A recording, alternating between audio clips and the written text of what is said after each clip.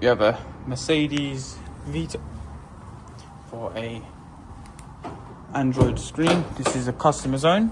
So if we come round and we start the vehicle up, the system is on.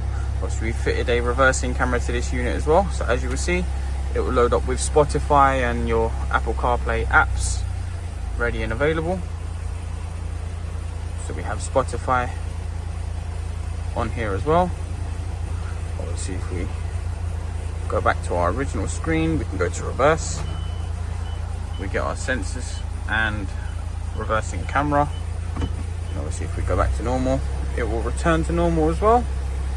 We have the ability for multiple apps on here. Obviously you have Netflix, YouTube, Play Store, so you can download many more.